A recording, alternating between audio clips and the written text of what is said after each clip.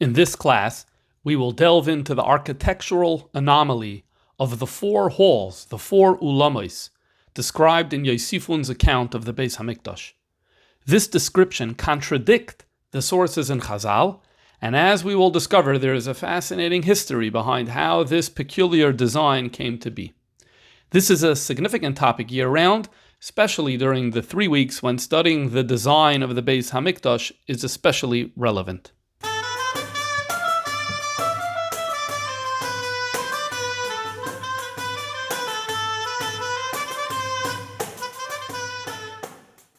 All right. In Tavshim Mem Gimel in 1983, there was a rabbi who lived in Brooklyn. His name was Rabbi David Sputz, originally from Vienna. And he published a sefer on Maseches Midos. Maseches Midos is the Masechta of Mishnayos that describes the architecture of the Beis HaMikdash. And he titled his sefer Kvoid HaBayis. And apparently he sent this sefer to the Rebbe, as many Mechabrei Sfarim would do. They would send it to many Rabbanim, and the Rebbe received many Sfarim in that way. And the Rebbe responded with a letter that's printed in the back of Lekutei Sichos Chelik Chav Gimel, page 345. The letter is dated Kislev of Tafshin Mem Dalet. The Rebbe writes, Me'asher hineni gamkein Kabbalah Sifroi Kvoid HaBayis Be'itoi. I am hereby confirming the fact that I received, whenever you sent it, which was probably a while back, I received the Sefer Kvoid HaBayis, V'shuas Chein, V'shuas Chein. Thank you very much for sending me this Sefer. Then the Rebbe notes as follows, Oisif ha'ara klolis. I will add a general observation. B'negeya l'samchus ha'yosifun v'daikanusoi b'kayoytze bazeh. Regarding the reliability of Yosifun and him being particular and careful in details in matters that relate to your book, specifically Kvoid HaBayis, the Beis HaMikdash, and other related matters. Okay, so the Rebbe basically is going to leave a comment about the reliability of the Sefer Yosifun. So now we need to pause and we need to remind ourselves what the Sefer of Yosifun is.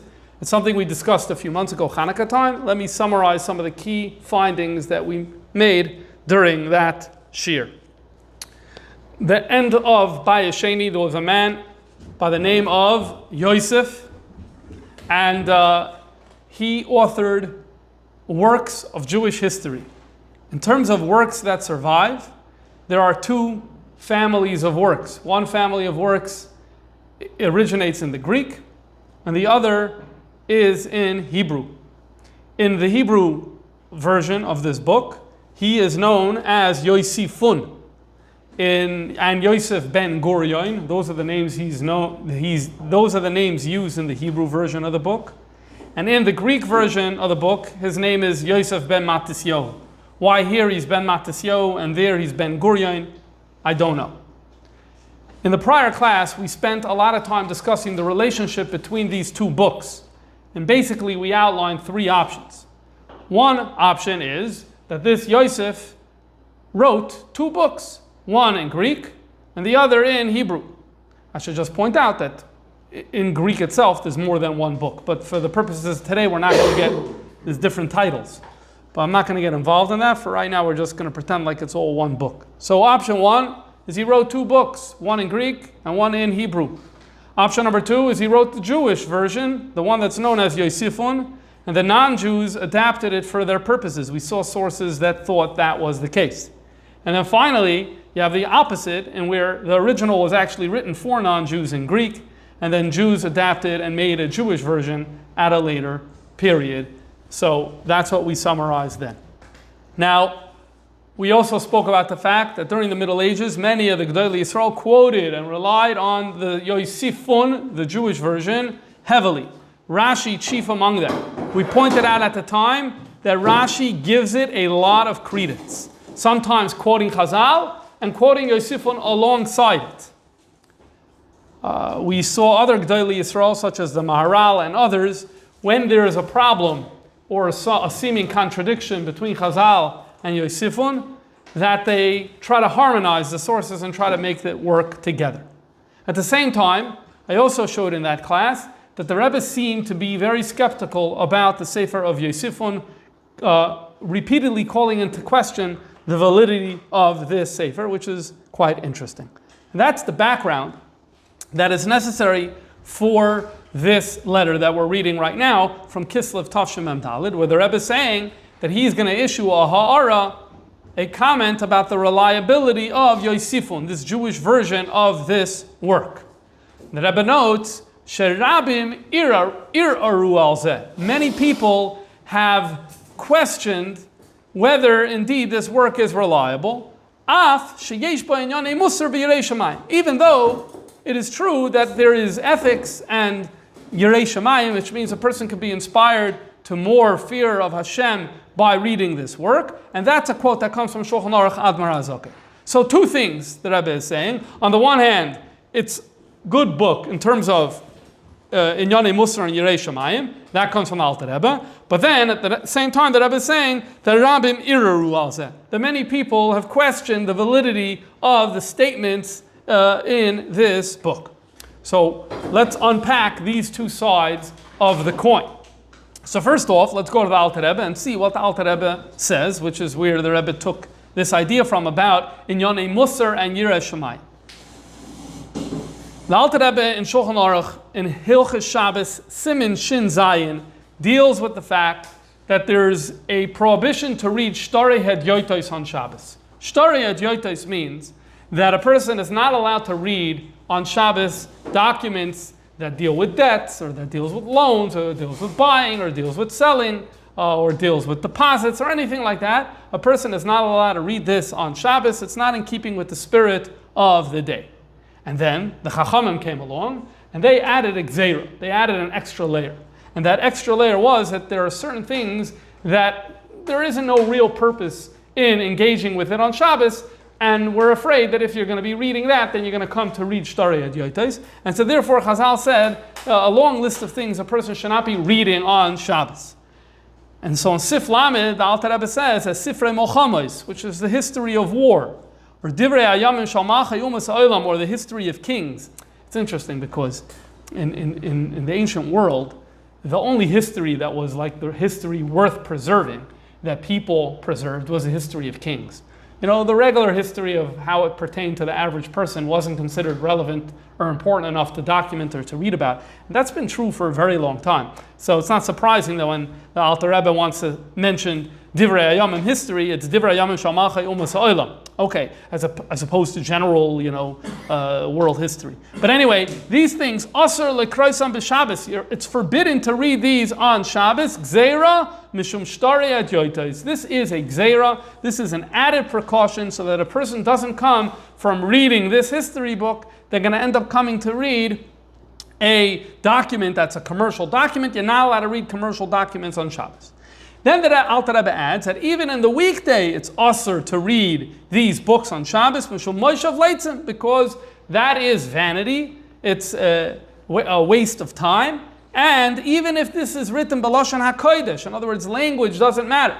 Content is what controls, not language. But then the Alter Rebbe adds a caveat, aval ois on sifrei divrei hayom, sheyoytze mehem inyanei musar v'yirei shamayim, those books of history that give you some teachings of morality, of ethics, of fear of heaven, kigoin, and he brings an example, which work? Sefer Yosifun, v'kayoseboy, where there is great lessons that are taken there. So what would be an example of the great lessons that are there? Well, he talks about the dangers of infighting, for example, leading up to the Churban Beis HaMikdash, because remember, that's the period that he's writing about. So that could be a strong Musar message that's relevant for us to know. Or he always talks about Yad Hashem and how God is intervening with history and Hashem is punishing the wicked and rewarding the righteous. So that would be another element of Yirei Shamayim that comes from it. So then, Mutar L'Kroisam, you're allowed to read Afilu B'Shabbos, Even on Shabbos, afilu ksuvim balaz, even if it's not written in Hebrew, even if it's written in Laz, which is actually important because starting in the late 1500s, the Yosifun was printed in Yiddish many, many times. This was a bestseller in Yiddish. There were many, many printings of this work in Laz, so this was actually a very familiar thing at the time. It's okay to read it on Shabbos. The Chachamim, in other words, they made a gzeira, but they didn't make a gzeira for useful reading. Things that are, if you want to call it tzorech mitzvah, maybe that's a little bit too strong of a word, but something that has the benefits. So Chazal said, go ahead, you want to grow in your Yirei Shamayim, go ahead, we're not making our gzeira over here, because remember, this whole thing of not reading this type of literature is just a gzeira for commercial documents. They didn't put their gzeira over here. So this is the quote the Rebbe is saying, that on the one hand, that's what Yosifun has, what's going for him. Now what's really interesting is that the Rebbe over here, when he wants to say something nice about Yosifun, he doesn't quote the fact that many Gdolei Yisrael quoted or rely on it and all of that, like Rashi and the many of the Rishonim that we spoke about. Because as we're going to see, the Rebbe is not so excited about using it as a source of history. So the positive thing the Rebbe quotes is the Inyane Musar and Yirei Shamayim more than historical accuracy. So I find it's interesting, even the nice thing that there is to say about Yosifun, it's interesting to see that it's Musar and Yirei Shamayim. But in terms of accuracy, the Rebbe said, Rabim iraru al zeh. Many people have questioned whether it is accurate. So in the class that we gave Hanukkah time, we quoted, and I'll briefly summarize again, we quoted that at least the first famous one to do this was Rabbi Zarya Minha Adumim. He lived in the 1500s in Italy. And his sefer, which is called Mor and Naya, a controversial sefer, but we're not going to get into that today. In the section called Imre Bina, in chapter 19, he writes as follows: Pikchu ksas hachachomim eseinean.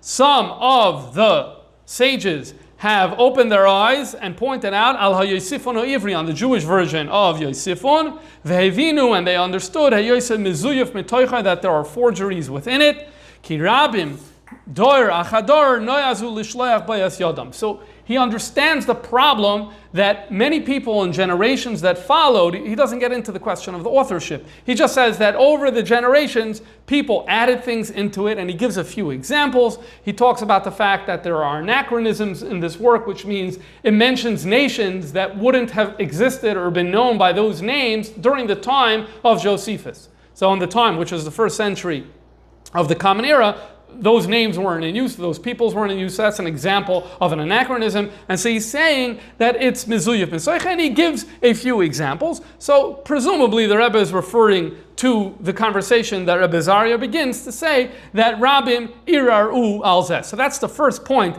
that the Rebbe is telling this Rabbi Shputz, Reb David Shputz, that about Yosifun. Then the Rebbe continues in this letter and writes, Cain, another comment, Loire isiv muskar betoya Rabbi Yosef. I haven't seen that they call him Rabbi Yosef. And that is, despite the fact that many Rishonim are quoting him and relying on him, but usually he's just called Yosef ben Gurion, or he's going to be called Yosifun. But the title Rebbe, which lends credence and prominence and all that, I didn't see such a thing. The Rebbe's not saying it doesn't exist, but there's enough here to say that basically it's definitely not common for him to be referred to that way. Why is the Rebbe writing these points to Rabbi Shputz in response to his sefer Kvoid Abayis that he gave to the Rebbe? That's because on the 7th page of this book, on page Zion, he has, it's like an introductory remark where he says, here are the Sifrei Kodesh Ha'atikin. Here are the special svarim asher sefer zeh banoi aleim, that I'm building my sefer on them. And he brings 11 different books, all related to the Beis HaMikdash, because remember, his book's about the Beis HaMikdash. So he brings 11 earlier works about the Beis HaMikdash, and he tells you what's the title of the book, who authored it, when was it authored, when was it printed, and that's the information he's giving us at the beginning of the volume. And who's number one on the list? Number one on the list is Sefer Yosifun, and then for the author he writes, L'Rabbi Yosef ben Gurion HaKoyim. So here you see he refers to him as Rabbi, and that's why the Rebbe was pointing out that it's not usual to refer to him by that name. The Rebbe also seems to be pointing out the fact that he's saying his book is based on Yosifun, This is one of 11 books, and it's listed first. And it's important. This is not because he's going in chronological order, because if you look at the order of his 11 books, it's actually not in chronological order. The second one is the Tosas Yom Tov, Rabbi Yom Tov Lipton Alevi Heller, lived in the 1600s. And then after that is the Rishonim, the Meiri. So I don't know exactly what the science of the order is, and maybe it was the ones he thought to be most important. I don't know. But the bottom line is now it really sticks out that he's saying his book is built on Yosifun, and he makes that first. And now you can understand what the Rebbe is saying. You're saying you built your book on Yosifun. Maybe that's not such a good idea to build your book on Yosifun, because although there's Inyanei Musar and Yirei Shamayim over there, but Rabbim Iru, the many people have pointed out that there are flaws in this Sefer. I should point out that flipping through the Sefer, I didn't read the whole thing, it doesn't look like he quotes Yosifun so many times. It looks like he quotes it 4 or 5 times. Not much, but nonetheless, look at this page, and it really sticks out in terms of the relying on Yosifun. Okay, now we understand the Rebbe's comments, but the letter of the Rebbe continues further, and the Rebbe says he's going to give an example. And this is where it's going to bring us into an actual sugya related to the construction of the Beis HaMikdash. So the Rebbe writes like this: Dugma boiletes, a noteworthy example, and one that jumps out at us, is in Yosifun in Perek Nun Hey.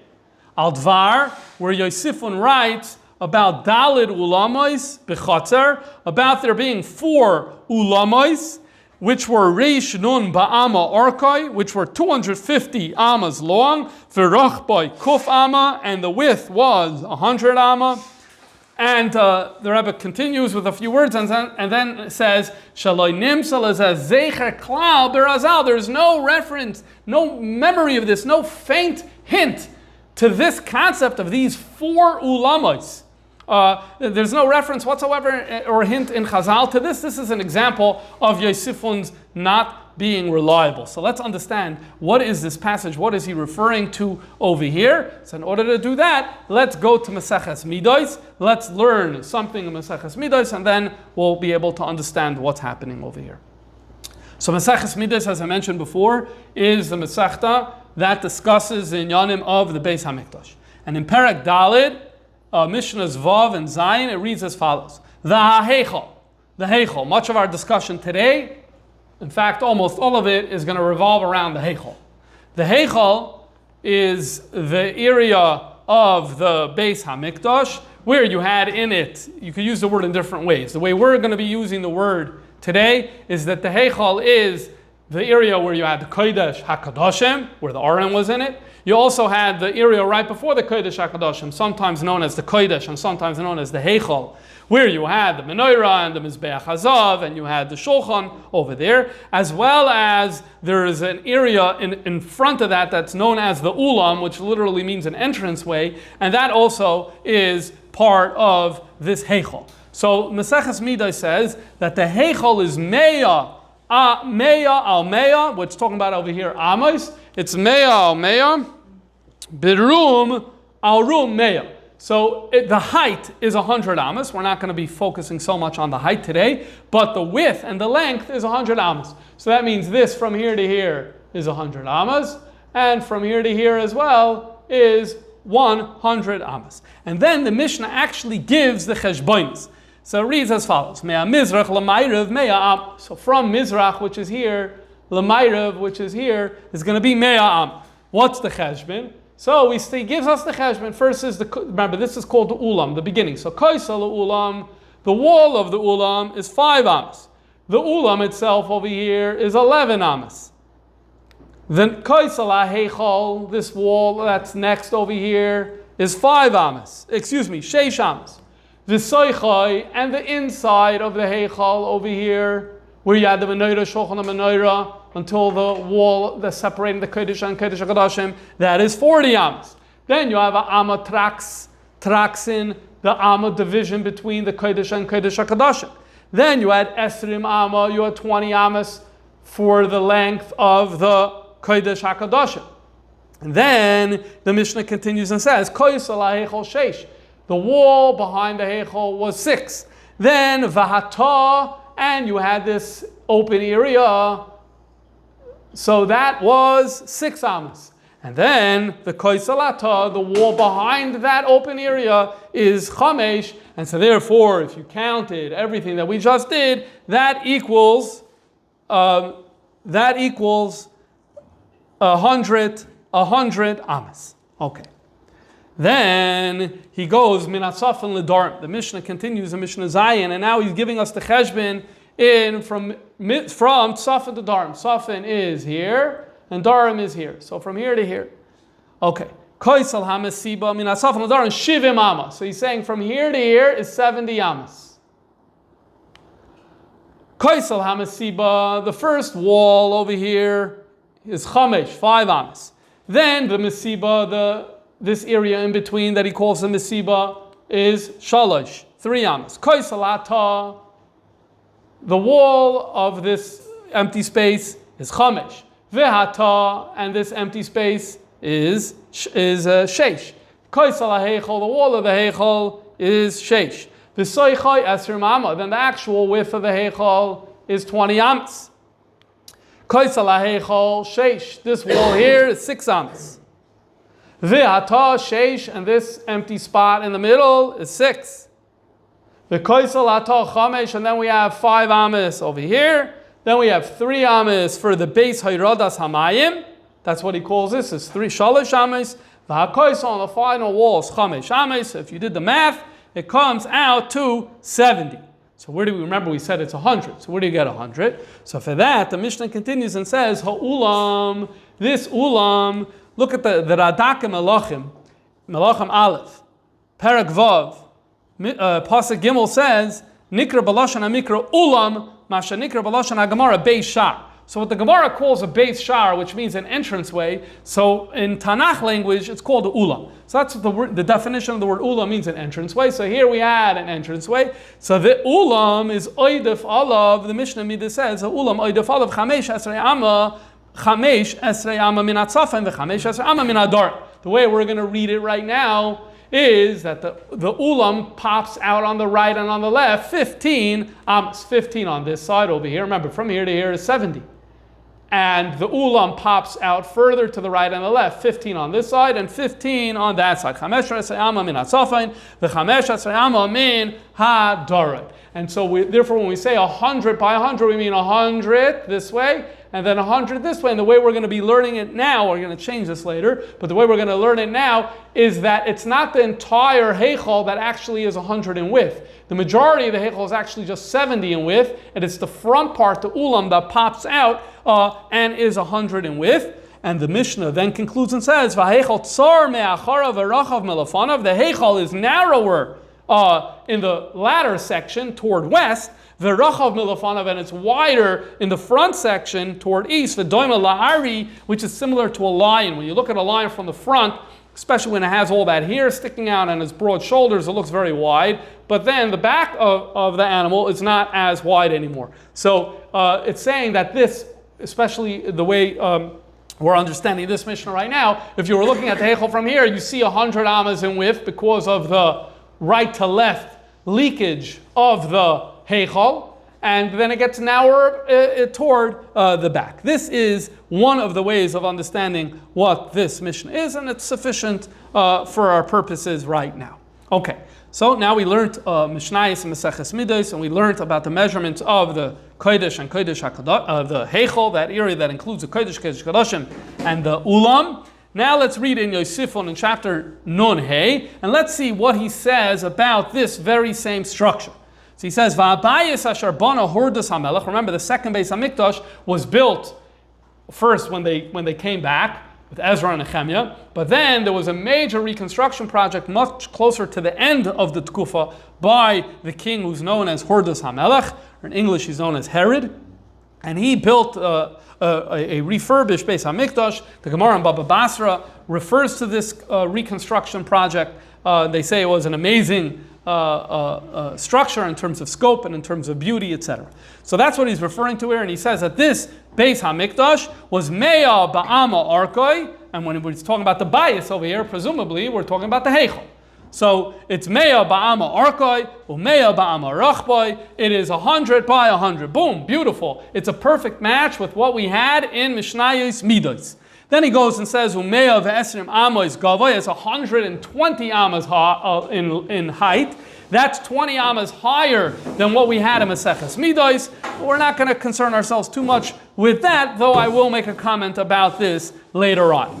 If you continue along to the left-hand side, Vaitar, a few paragraphs later, in Perek Nun Hey, says Yosifun, Vayases ha'ulam ha'pnimi, we made the ulam, we know what the ulam is, and he calls it the ulam pnimi because it's the inner ulam, because later he's going to tell us about outer ulamos. So that's why he's calling this the ulam hapnimi, the inner ulam. Vayitneu al pnei roichav habayis, and this ulam was put across the width of the bayis. That makes perfect sense. We have here a bayis, and then we have a ulam that's al pnei roichav habayis, that is sitting across the width of the bayis. So in other words, if we had to grade Yosifun so far, we would say not bad in terms of it reflecting the Mishnayos in Maseches Midos. Okay, so that's good. However, a few paragraphs later, in fact, a few lines later, things turn in a very interesting way. He says, "Vayas hamelech mishar saviv labayis," that Hordus made that around this heichal, around the kodesh kodeshim ulam, should now be flat. Vayisoi ves habayis, and now he surrounded the bayis, meaning again the bayis always the heichal. Vayisoi ves habayis ba'arba ulamim, with 4 ulamim. So now you can understand why before he was saying a ulam pnimi. The ulam pnimi is what Chazal spoke about, the regular ulam. And now he's telling us news over here that there was 4 ulamim surrounding the bayis. And he says over here, there's one on the east side, and it's facing east. And he's like, the back side of it is facing east, and the front of it is adjacent to the bayis. And then he gives its length. He says the length is 250 amas. It's more than double the length of the heichal. And the width is me'ah ba'ama, matching up the size of the heichal. After this ulam, he says, then there was a chatzar. And then he says the same thing happened on the south side, the same thing happened on the west side, the same thing happened on the north side. In other words, we had to visualize it. The reality is we're dealing here with what would look from above like a cross, essentially. In the middle, you have over here the bayis, which includes the kodesh hakadashim, the kodesh, the ulam, the steps leading up to the ulam. But he's telling us that adjacent to that, there were 4 ulams, 4 ulamais, 4 major entranceways, each 250 amas in length, so that's extending out in a major way, and then 100 amas in width, which makes it a perfect match for the size of the heichal. This is what the Rebbe is referring to when he says a dugma boiletes, an example of an inaccuracy that jumps out at you, because there's no zecher in Chazal for these 4 ulamais. There's no reference whatsoever for these types of ulamais. And I remind you also that according to Yosifun's account, after each one of these ulamais, there was a chatzar. And he gives you the size, a chatzar over here, and a chatzar over here, and a chatzar over here. Basically, a very different way of thinking about the size of the Beis HaMikdash. Now, when we say there's no zecher in Chazal, what's the simplest way of showing you there's no zecher in Chazal? So we could bring out texts, and we could look at texts and say, look, the mashmos from these texts is that this didn't exist, but a simpler way of doing it is actually pulling out an image. If you pull out an image of the Beis HaMikdash and you see that this is the image, and so his description doesn't match with that image. What's the best image that we could have for the layout of the Beis HaMikdash? So the answer to that, I think, comes from the following manuscript, which we've had the opportunity to discuss in previous classes, and I'm happy that we're able to return to it. So in the 17th century, there was an English scholar, he was probably a theologian, maybe a pastor, and he traveled from England to the Middle East, and he was stationed in Syria. You had some English commercial people who were there in Syria, and they wanted to have a chaplain with them, and that was the role that he served. His name was Edward Pocock, and he also decided that he likes collecting books and manuscripts. And one of the books and manuscripts that he collected is known as MS Pocock 295, which today resides in the Bodleian Library in Oxford. What is this manuscript? This manuscript, it dates to the 1100s.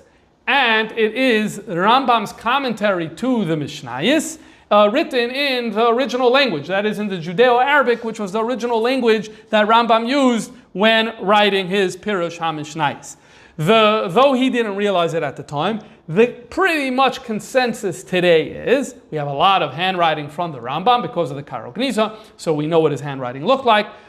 There's been a lot of analysis of the Rambam's handwriting. The consensus today is that this, in fact, is Rambam's handwriting, which means we're not just dealing with an ancient manuscript of the Pirush HaMishnayos of the Rambam, but we're dealing here with the autograph. We're dealing here with the actual master copy that the Rambam wrote for himself, and that he kept with himself. How did it end up in Damascus, or in Aleppo, which is where Pokak purchased it? There's a simple explanation for that, because the Rambam's family, there's a famous event that's known from other sources. The Rambam's family, I think it was sometime in the 1400s, migrated, left Egypt, and went to live in Aleppo. Presumably they would have taken with them the most important books and manuscripts in their archive, and that probably included this. And then in circumstances that we do not know, Mr. Pokak ends up purchasing this, brings it to England, where it exists till this day. Now in Meseches Midos, the Rambam, at the end of the commentary to Meseches Midos,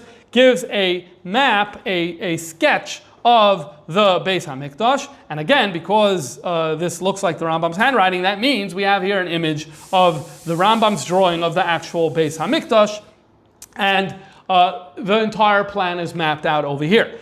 Because what's relevant to our purposes today is mostly the Heichal, because we want to know what did the Heichal look like and whether there were four wings popping out in four different directions. So we're going to look specifically at the Rambam's map of the Heichal. So here's the west side, as the Rambam notes at the top, Ma'ariv.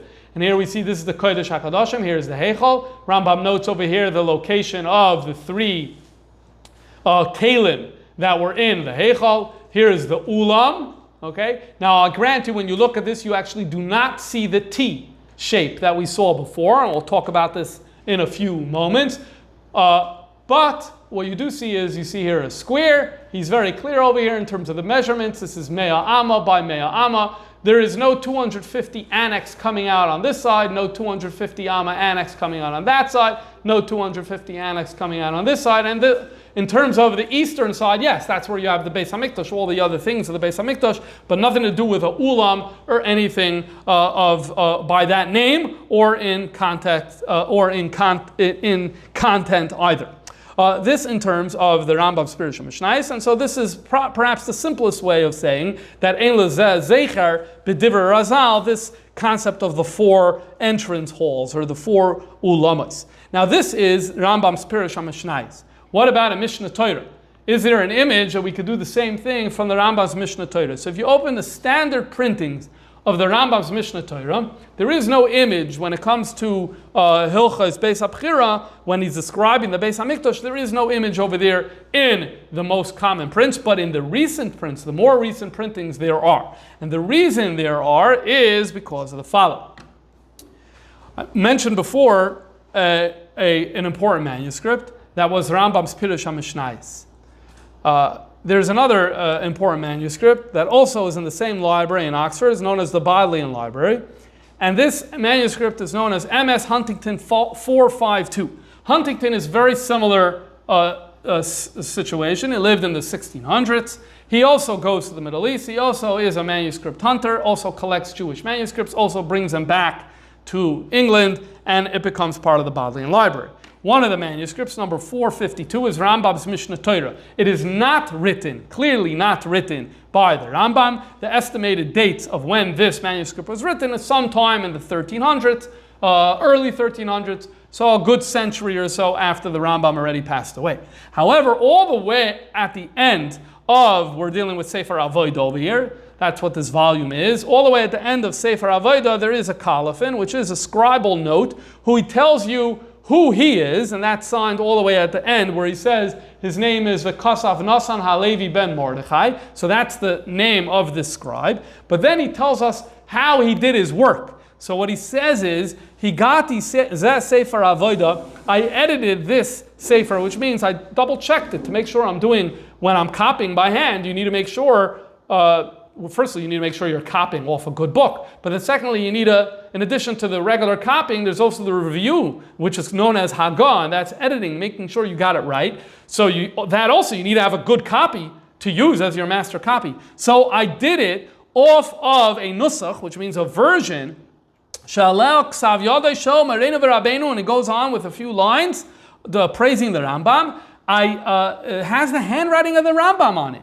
And it says, and this is the nusach of what it says, quote, Huga misifri, this copy has been edited against my copy, v'kasav Moshe b'Rebbe Maimon Zatzal, or something similar to that.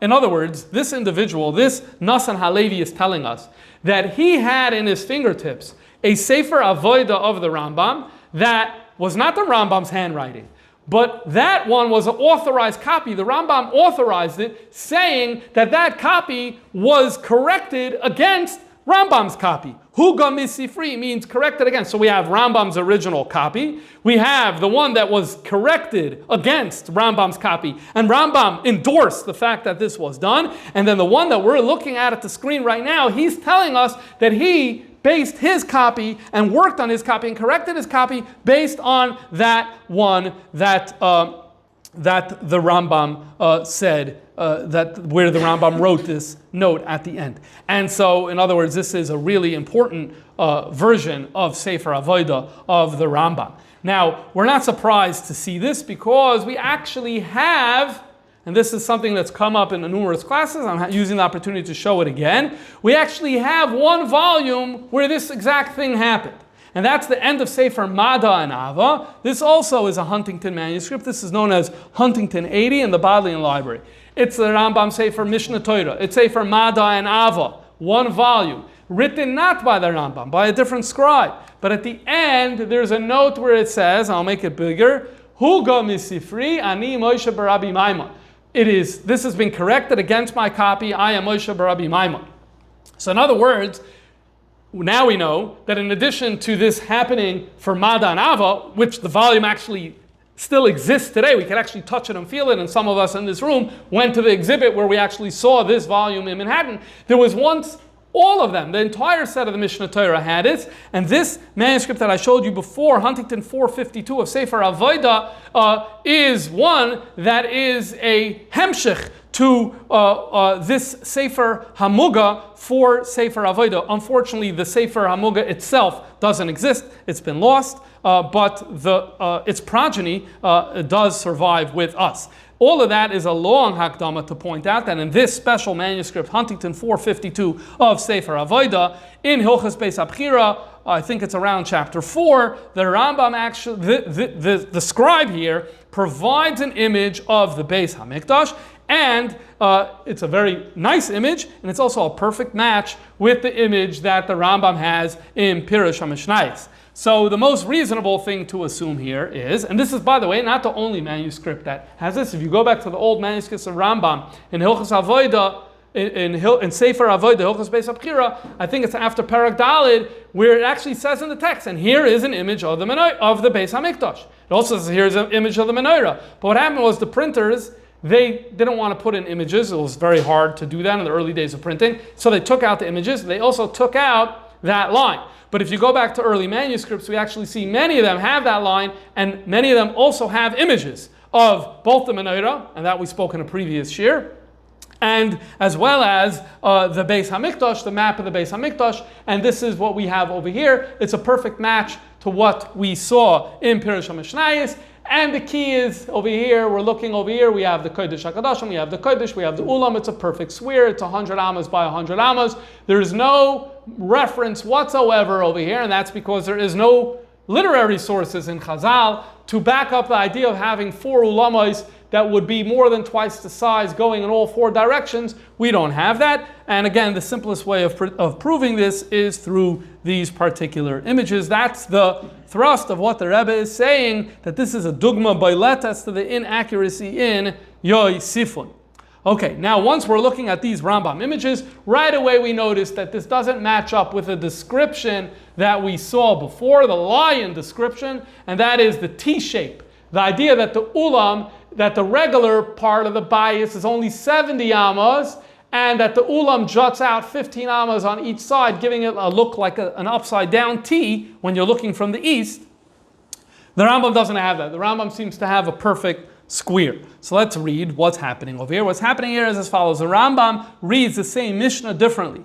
Ha'ulam oidaf alav chamesh esrei amma minat tzafon. The ulam pops out 15 amos from the tzafon, which is here on the right side, and chamesh esrei amos min hadorin. So the way we learned it is that you have the 70, and that's set in stone. That doesn't change. The 70 doesn't change. And then when you have the ulam, it juts out 15 amas on each side. But who told you to read it that way? You could just as much read it as this. First you have the 70, and that's the core of the bias. And then there's an ulam, and the ulam for the entire journey of this bias, all the way from the top, all the way from the west down to the east, including the front, goes out 15 amas. It's 15 amas here sticking out, and it's 15 amas over here sticking out. That's how the Rambam learned this, which is why we get, according to the Rambam, you have the ulam is not only a feature on the eastern side of the Heichal. The ulam is a feature on the eastern side of this Heichal, but it also is on the northern and southern sides of the Heichal, where the ulam spills over and continues all the way up. What about the fact that the Mishnah says V'heichal tsar me'acharav v'rachav b'lefanav? What about the fact that it's supposed to look like a lion? So the Rambam in his Pirush Mishnah says, and I don't fully understand this, but he basically says, yeah, they built it in such a way where it goes in a touch, where it goes in that the back is just moved in just a little, and that is sufficient for this purposes, but not this T model that we spoke about before. When you look at Rambam, Hilchos Beis HaBchira, Perek Daled, Halacha Hey, this becomes very clear that this is Rambam Shitta, because he wants to give you the size of the bias, minat tzafon ledarim. So from tzafon ledarim, so he's counting from here to here, mea amma, and the first thing is, avi kaisal ulam. So he's counting the kaisal ulam is 5 amas, and mikaisal ulam ad kodesh ad kaisal hakodesh, and from here till here, meaning the space of the ulam that's on the right and on the left, on the north and the south, is esar amas. So he's very, very clearly incorporating the ulam not only on the eastern side of the Heichal, but also on the northern and southern sides of the Heichal. Okay, this is derech agav. By the way, this is the closest you get to having the concept of extra ulam. If you're looking for extra ulam, so Yosifun gave us 4 huge ulamas spilling in 4 different directions.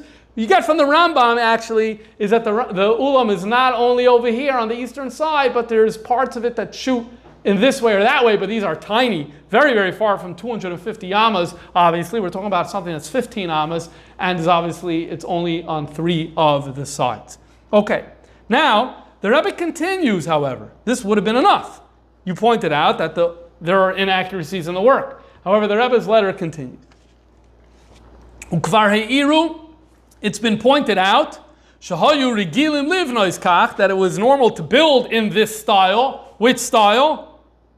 This style, the style of the cross. So the idea of building in that way was me'es b'shana la'achar kach. That was a style that came hundreds of years later. In other words, it's anachronistic to have this building model for the Beis HaMikdash when it was a style for much later. In other words, it seems like either the passage was added later or the entire work is actually a Jewish reworking that was made many years later of the whole Yosifun, and therefore reflects years later. We discussed these elements in the prior class, but the question that we didn't discuss, that I want to discuss now, is who pointed this out, that there was a style to build later? Who's the Rebbe referring to when it comes to the style to build later? So Rabbi Shraga Hamnik provided me with the answer. In the late 1970s, there was an edition of Sefer Yosifun that came out, an academic edition out of Eretz Yisrael, printed by Moised Bialik. The author's name, meaning the editor who put this out, his name is David Flusser. He was, I assume, a professor in one of the universities in Eretz Yisrael. And he put out Yosifun, he looked at all the manuscripts, he tried to get the best text. He also wrote extensive footnotes. He also wrote long hakdama about the history of this work and many of the issues that we discussed in the previous class. and touched on some of it today. In terms of what is this Yosifun, he addresses many of these issues in his work. So for example, he's of the opinion that there was an individual, I believe in the 800s or the 900s in Italy, a Jew who took the non-Jewish Josephus and created a blend in Hebrew. That's his understanding based on the sources that he is analyzing over there. So Rabbi Hamnick pointed me to a footnote in Sefer of this Flusser's edition of Yosifun, where he addresses this issue.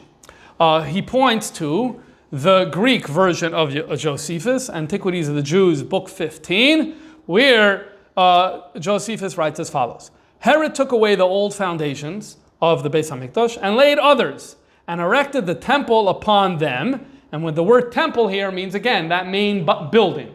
The temple meaning the Kodesh Kodashim, the Heichal, the Ulam, that main building, being in length 100 cubits, that's 100 amas, and in height 20 additional cubits. So the 100 cubits matches perfectly with Maseches Midos. In height, 20 additional cubits, that actually is 20 more. But remember, I showed you before, Yosifun also had in Oirech, in the Goiva, in the height, he had 120 cubits. Josephus here goes on to say that it was originally built as 120 amas high, but then over the years it sunk and ended up being only 100 amas high. That actually makes it fit with what it says in Maseches Midos, at least on some level, but Yosifun, for whatever reason, didn't carry that detail over. Okay.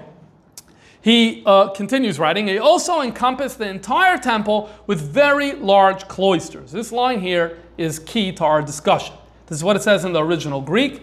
He encompassed the entire temple, which means this, remember, temple here means the Bais, the Heichal, Kodesh HaKadoshim, that structure. So he encompassed the entire thing with very large cloisters. So what's cloisters? So cloisters mean, there's different words, that there are probably variations in meaning between each one. Sometimes they're called a stoa, sometimes it's called a portico, sometimes it's called a colonnade. In simple English, it's a covered walkway. And in images of the Beis HaMikdash, you will see them, for example, over here. But more importantly for our purposes is actually you could see them over here. Because this is what we're talking about. We're talking inside, right around the main building. And so what we're learning over here is he encompassed the entire temple, which means he built on all four sides very large cloisters. So these covered walkways over here and over here and over here and over here. There's additional ones further out on the wall that's surrounding Har HaBayis, but that's another story. Also the Yeah, there's more. There's more cloisters in other areas, or these covered walkways in other areas. This was a fancy building technique at the time, and Josephus tells us that Herdus built these into the area surrounding the main building of the Beis HaMikdash. So Flusser points this out, and then what he writes is that the author, who was working off of the Latin, wasn't working directly with the Greek, was working off of the Latin, misunderstood this point, and instead of understanding it as a building surrounded with a square, with these walkways around it, these covered walkways around it with these beams and columns, instead of understanding it that way, he understood it to mean that there was four ulamais, instead of a square with four colonnades on four sides, he understood it as a square with four major halls jutting out to four different sides. This is what Flusser writes. Flusser continues, he gets a little into the exact words in Latin that he thinks the person misunderstood. I'm not going to get into that now. And then he says, therefore, he assumed a figure of a cross where all of its arms are equal, which is one of the basic designs of Byzantine churches. The first of which is the famous church in Constantinople that is known as the Church of the Apostles, that was built in the 6th century through Justinian Caesar, was a Roman emperor for the Eastern Roman Empire. So he says that this was a normal building style that existed later on. And then so he concludes the note. So this weird design of the Beis HaMikdash came from a misunderstanding of a Latin word. And maybe it was also influenced by the building of churches that the author, again he assumes the author is living in the 8th or 9th century, or the 9th or 10th centuries, that he saw. This seems to be what the Rebbe is referring to. It's already been pointed. He published this in the late 70s. The Rebbe's letters from Tafshim Mem Gimel. The Rebbe is saying it's already been pointed out that this building style is later. That seems to be this comment over here from David Flusser, which is really interesting that the Rebbe would be using this or bringing this into the Beis Medrash, so to speak, and using and sending this in his letter to Rabbi Sputz, telling him again, why he's not such a big fan of using Yosifun for accuracy questions. And the Rebbe seems to be referring to this particular footnote in this work.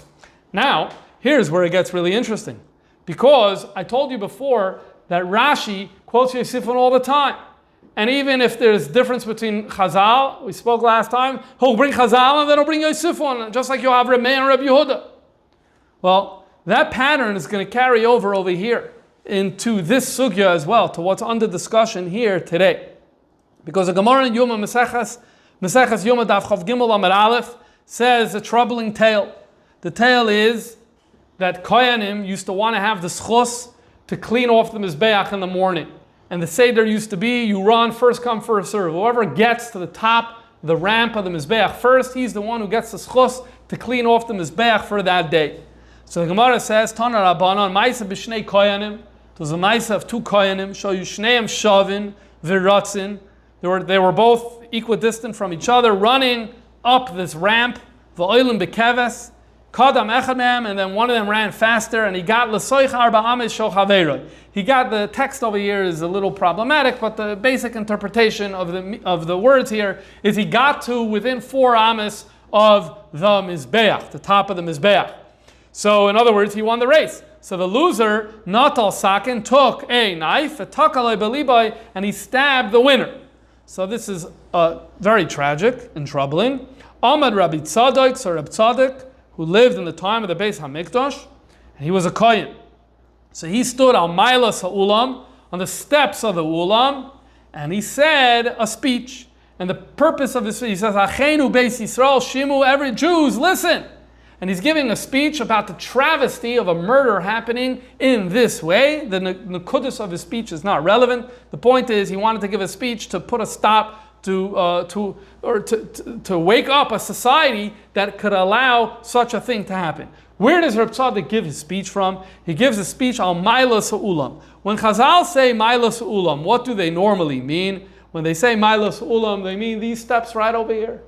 These steps, there's the Ulam, this is the Ulam, that's the entrance way to get into the Heichal and the Kodesh HaKadoshim, and these are the Mailas Ulam, this is where the Kohanim stood, where they did their duchening. So you would think that that's also the meaning over here when we talk about the place where Reb Tzadok got up to speak.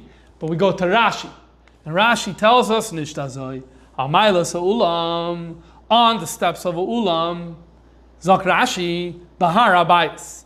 The Ulam was Bahar Abayis. So Mefarshim all understand what's Rashi saying. Bahar Abayis, not the Ulam that's right in front of the Heichal, that's in the center of the Beis HaMikdash. No, Bahar Abayis, somewhere we have this huge mountain and there's another Ulam somewhere else, but not there. He didn't give a speech where the Kohanim would duchen. Now the question is, why does Rashi say that? But before we get to that question, we have a different question. And that is, what do you mean another ulam? There is no other ulam. There's only the ulam where the kohanim, where the ulam. So what's this business of another ulam? Continues Rashi and says, ulamais harbe bana sham hordos. No, there are many ulamais. Because hordos built many ulamais. As as it says in the Sefer Yosef ben Gurion. So Rashi is completely satisfied to rely on this passage in Yosifun, Perek Nun Hey, that says there were many ulamas. Rashi doesn't get into the specifics of how many amas were they, and what shape were they, and what did it look like a cross, did it look like something else. Rashi doesn't get into that at all. But the basic idea of there being many ulamas, he quotes from Yosifun without any problem. So that's really interesting. Now, still, we have to ask, what was bothering Rashi? Why did Rashi insist that it's these other ulamas? So the Mefarshim help us out. Over here, the Ritva says,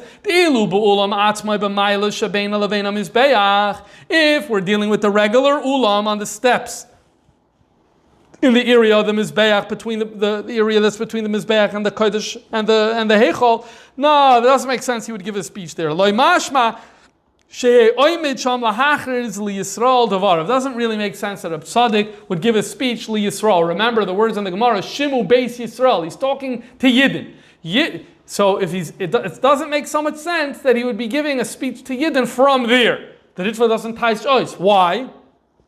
So the Chastei David was a Pirush from a David Pardo. He was a Rav in different cities in the Ottoman Empire in the 1700s. So he writes, Reb Tzaddik was a Kohen. So he could take a stand over there. But the average Yid is not allowed to be there. The average Yid is not allowed to be on the other side of the Mizbeach, getting close to the Ulam. So if he's giving a speech to Am Yisrael, no one's going to hear it. So therefore, it doesn't make so much sense that he would give it there. And that's what's impelling Rashi to say it needs to be a different Ulam. A different Ulam. Where is there a different Ulam? Yosifun gave us different Ulam. Mentioned before that there's that Rabbi Shputz in his book listed 11 books that he's basing his Sefer on. Well, one of those books is called Chanukas Habayis. Chanukas Habayis was published in 1696 in Venice by a man named Moshe ben Gershom, and it's a book all about the Beis HaMikdash. He also deals with this issue, and he brings an interesting proof from this story. Why does Rashi not tell us that it happened by the regular ulam, which makes sense, it was right next to the Mizbeach, so it's next to the crime. So really a good argument could be made that go right there, go right to the ulam that's right next to you.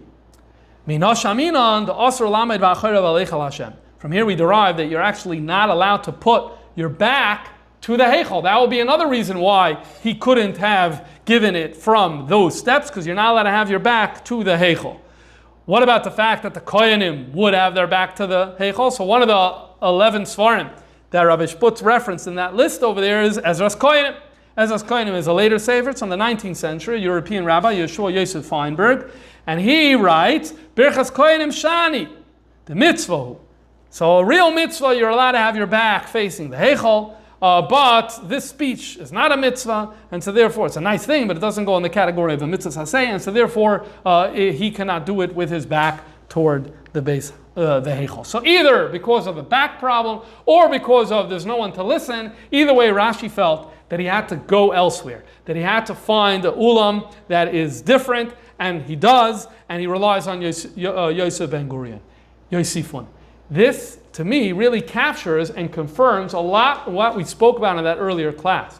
Because what I was trying to say then is that Rashi, and I think most Rishonim and even the Gdolei Achronim, seem to go in this way of accepting Yosifun as a very, very legitimate source. And so therefore they sneak it in. And that even includes this passage.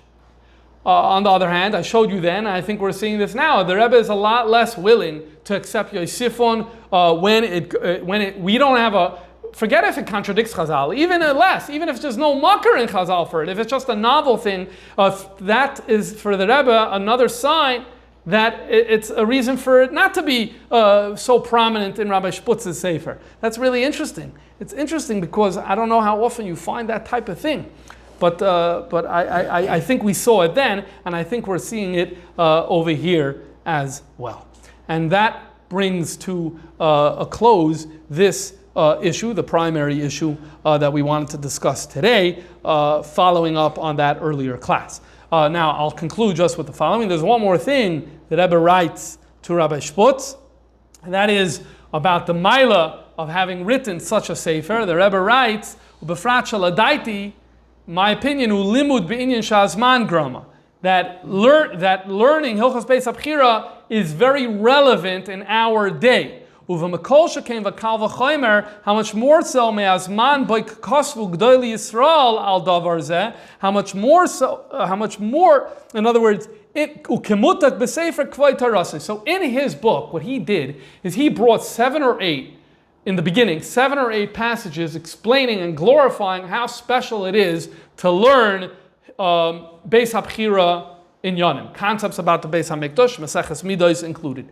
So the Rebbe is saying, those daily Yisrael said it then, and how much more so now? So what exactly does this mean? So just to give you a little taste, he brings, for example, from the Meiri. He brings from the Meiri, where the Meiri writes that Meseches Tamid, Meseches Midos, they're in Seder Kachim. I'm not writing a commentary on Seder Kachim. In fact, most Jews don't learn Seder Kachim. We learn Nezikin, we learn Mayid, we learn Nashim. Those are the 3 starim that are relevant. The other starim are less relevant. They're not learned. We have a lot of sources from the Rishonim, especially in the area of Spain, that underscores this point. The Jews in Spain, Provence is adjacent to Spain, where they focused on those 3 starim. And so Meiri is not going to write a commentary on Seder Kachim, but he says Tamid and Midos is different. And I'm going to write a commentary, and I'm going to slip it into Seder Moed. Why? Even though it's not necessary to know these things per se, but the emes is you can't understand other Mesechtes. You can't understand Meseches Yuma. You can't understand elements of Meseches Psachim. And you can't understand Meseches Shkalim if you don't have good Havana in Tamid and Midos. And so that's why I'm going to give a comment on Meseches, I'm going to give commentary on Meseches Midos and Tamid. So that's an example. Rabbi Shputz brings this in the beginning. Oh, see, it's important to learn Meseches Midos.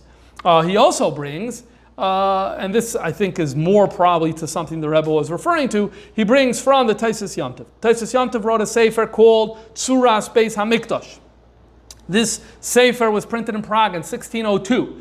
And the Akdama to this sefer, he quotes the Psukim in Yecheskel, where in Yecheskel Parak Men Gimel, Hashem tells the Navi, Ata ben Adam, you, referring to Yecheskel, Haged as Bnei Yisrael as Habayis, tell the Yidden about the Beis HaMikdash, v'yikolmu v'aveinesehem, they will be ashamed of their Averis, umaddu as Tachnis, and they will measure the map, the plan of the Beis HaMikdash is something that they should go ahead and do. Even though we're in Galus right now, nonetheless, this is something that should be done. And then there's another pasuk Yud Aleph, that reads, V'nichlamu mikol asher asu, and if indeed they're ashamed of the sins that led to Galus, so then you should teach them, and here it uses a lot of language, Tzuras Habayis, V'tchunasoi, Umaitzav umavayav, the going ins and out, V'eskol Tzuraisav, and all of its imagery, V'eskol Chukaisav, all the laws, V'chol Tzurasai, and again, all of it, the way it looked, V'chol Taraisav, and all of its laws, Haidaisam, tell this to them, and this is the Lashon of the Pasuk over there. And then the Taisus Yom Tov, after quoting these psukim, says as follows, Siva Hashem Baruch Hu El Navi.